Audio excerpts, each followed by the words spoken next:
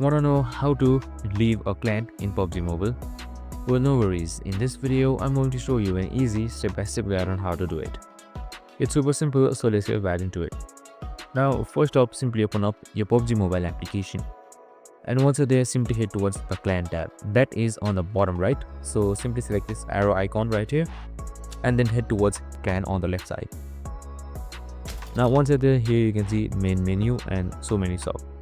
So what you can do is just simply head towards information right here, and once you're there, on the right you can see something known as leave clan. So simply select leave clan and then select OK once again. So you need to be cautious that you will lose all your progress and energy if you leave the clan. So if you are willing to risk it, just simply select OK, and that's it. Super simple and easy. I hope this video helped.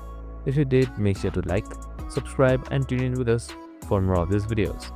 See you in the next one.